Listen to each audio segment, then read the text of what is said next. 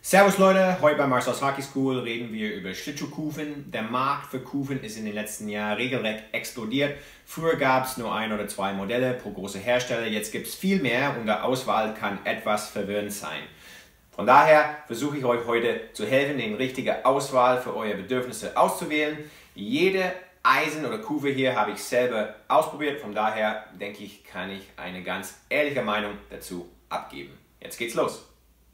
Kommen wir zum ersten Kufe. Das ist der Standard graue Stahl, die jeder kennt. Die sieht man immer noch am häufigsten im Hobbybereich oder wenn man eine Schlittschuh der Einsteiger oder mittlere Preisklasse kauft, bekommt man mit dem Schuh immer so eine Eisen. Es ist auch das Eisen, die fast jeder Profi bis vor circa 10 Jahren benutzt hat, weil es einfach nichts anderes auf dem Markt gab. Das Eisen ist komplett in Ordnung. Es gibt bei verschiedenen Herstellern auch unterschiedliche Qualitätsstufen, wie zum Beispiel bei Bauer die LS1 Einsteigermodell bis zum LS4 fortgeschrittenere Modell. Die etwas teure Modelle sind meistens härter, das heißt, man greift das Eis besser, man muss sie auch nicht so oft schleifen und noch dazu, manchmal sind die höher gebaut. Das heißt, man kann sie öfter schleifen, bis man sie wegschmeißen muss und man kann sich steiler in die Kurven reinlehnen, weil man höher steht und muss sich keine Gedanken machen, dass man den Schuh auf dem Eis haut und dann wegrutscht. So am Anfang dieser Jahrzehnt haben sich die Schlittschuhhersteller Gedanken darüber gemacht, wie können sie ihre Kufen noch besser machen und haben angefangen, diverse Beschichtungen auf den Kufen aufzutragen. Ich habe hier den CCM Hyperglide. Wie man sieht, ist die Kufe richtig schön poliert und es erlaubt uns sehr, sehr gut über das Eis zu gleiten. Viel besser wie bei einer ganz normalen Kufe. Beim Grip in den Ecken oder beim Haltbarkeit der Schliff habe ich keinen großen Unterschied gemerkt, aber es ist wirklich vom Gleiten her die beste Kufe, den ich jemals ausprobiert habe. Eine andere Art von Beschichtung, die man mittlerweile sehr, sehr häufig sieht, ist so diese schwarze Beschichtung. Das nennt sich DLC oder Diamond Light Coating. Es ist eine Beschichtung, der die Kufe härter macht. Man hat damit viel bessere Grip in den Kurven. Allerdings gleitet es nicht ganz so gut wie zum Beispiel einen Hyperglide. Ich würde mir wirklich wünschen, dass CCM irgendwie die Eigenschaften einen Hyperglide und von diesem Speedblade Black kombinieren könnte, um eine absolute Top-Kufe zu schaffen. Jetzt kommen wir zu zwei Kufen von etwas kleineren Firmen. Das hier ist vom Titan Blades und die hier ist von einer finnischen Firma namens Ramon Edge, die auch Kufen für Superstars wie Patrick Laine herstellt. Die ist an mir geschenkt worden. Danke Gunnar an dieser Stelle. Und das sind Kufen von wirklich absoluter Spitzenqualität. Das kommt natürlich mit seinem Preis, aber man merkt, wenn man auf dem Eis geht, wie gut die tatsächlich das Eis greifen. Manche sagen auch, man kann besser über das Eis damit gleiten. Ich habe das nicht empfunden. Allerdings, da sie das Eis so gut greifen, kann man sich einen etwas flacheren Schliff leisten und dann gleitet man auch tatsächlich besser. Die Kufe vom Ramon Edge ist auch etwas höher wie die meisten anderen Kufen und auch noch breiter dazu. Das ist eher Geschmackssache.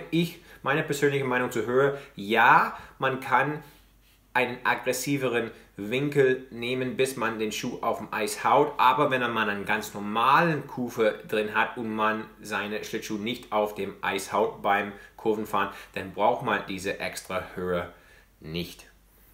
Und jetzt kommen wir zur letzten Kufe heute, weil ich so oft darüber gefragt werde, das ist der T-Blade. Ich selber besitze keinen T-Blades, das ist der Schlittschuh von meinem ehemaligen Mannschaftsführer in der U12 hier in Landsberg, der Hans. Danke Hans an dieser Stelle für deinen Skate. Ich habe aber tatsächlich vor 10 Jahren T-Blades ausprobiert. Ich fand die zum Gleiten wirklich hervorragend. Allerdings ist das Gefühl auf meist etwas gewöhnungsbedürftig. Ich tat mich manchmal ein bisschen schwer in den Kurven. T-Blades muss man nicht schleifen, man ersetzt einfach die Kufe. Das eignet sich ganz gut, wenn man irgendwo wohnt, wo man ewig weit zum Schleifen fahren muss. Oder, wie leider es häufig so oft ist, derjenige, der in deinem Stadt schleift, einfach keinen sonderlich guten Job macht. Man sieht sie sehr häufig beim Publikumslauf oder beim Eisfreestyler. Aus meiner Sicht eignen sich die T-Blades auch ganz gut dafür. Ich glaube, der Grund, warum man sie mittlerweile weniger im Eishockey-Bereich sieht, ist, dass die Stahleisen einfach in den letzten Jahren nachgeholt haben und viele von den guten T-Blade-Eigenschaften mittlerweile selber besitzen.